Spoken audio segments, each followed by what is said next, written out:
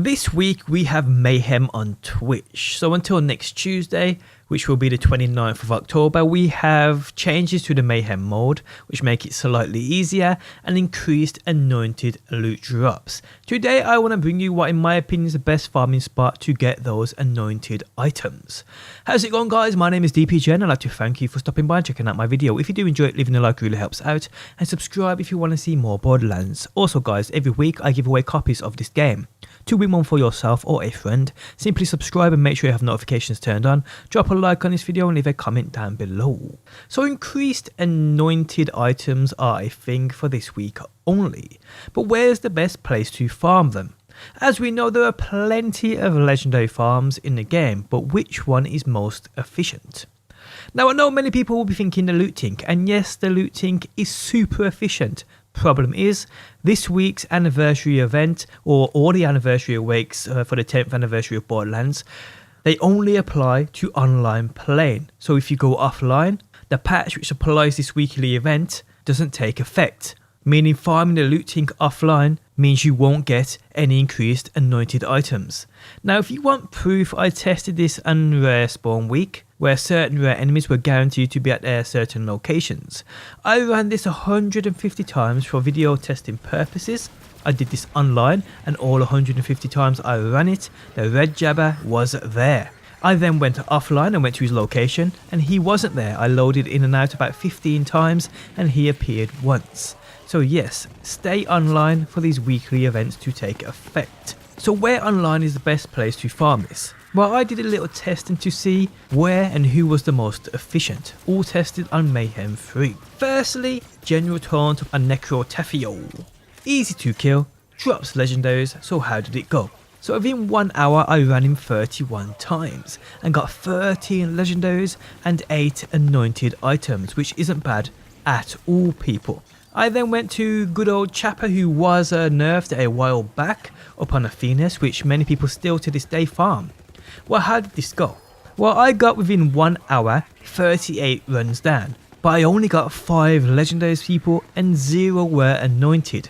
Now anointed items in terms of all rarities besides the legendaries, they were dropping in abundance here, but then in saying that, all the testing I did today, I saw a definite increase in anointed items across all rarities. There's no two which ways about it. So yeah, good old Chapper isn't that great. I then went to Captain Trant upon Athenas 2, so how well did this go? Well, I got within 1 hour 34 runs down, and I got 19 legendaries, and 12 of those were anointed legendaries, which I think is actually pretty good, actually surprising. I then went to Grave Ward upon the Floating Tomb on Eden 6, so how well did this go? Well, within 1 hour I got 32 runs down, I received 14 legendaries and 8 were anointed, which is also okay, not as good as I actually expected. So the last place I wanted to test, which is an amazing legendary farm, and that is the Slaughter Shaft.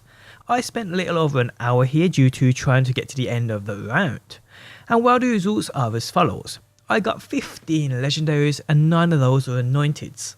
And it wasn't until I looked back at the footage I recorded, people, that I noticed I was using the loaded dice artifact while doing this, which in my opinion is pretty bad for the amount of high level enemies you kill here. I did indeed expect way more. I did land myself a great Lucian's Call though, probably the best thing I got all day farming, but in terms of legendary drops and anointed drops, this wasn't the best today.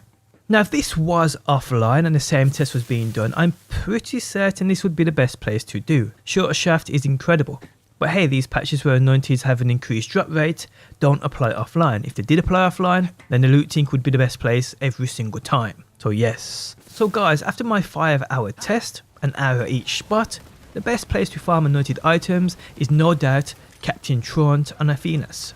To be honest, I knew at the time he was going to be the best as soon as I had the instance of having 4 legendaries drop within 1 kill and 3 of them being anointed. The thing is, like I said, I only used the luck artifact within the Slaughter Shaft, nowhere else. Although I don't think it does change much, I will be farming Captain Trant from now on to get those anointed, people, with that loaded dice applied. I will also add, I was doing this on a basic Zane build, going invincible within Slaughter Shaft, but everywhere else I used what I could to be as efficient as I could. I'm pretty certain some of you guys out there on your Vault Hunters with those damaged builds would get in way more kills of these certain said bosses within the hour than what I did. Just meaning more legendaries and more anointeds for you. Also, if you need directions to Captain Trant, you can see them on screen now of exactly where he's located on Athenas. But on that note guys, we have come to the end of the video. Today's testing and my testing on the best place to farm legendary anointeds is no doubt Captain Trant. He seemed to be dropping way more legendaries than everywhere else. But yes, on that note, we have come to the end of the video. If you guys enjoyed it, leaving a like really helps out. If you are new around here and enjoy daily Borderlands videos, be sure to subscribe. And if you never want to miss a video I upload, you can turn notifications on by hitting that bell button. But guys, thanks as always for stopping by. Hopefully you enjoyed the video and hopefully I will see you on that next one.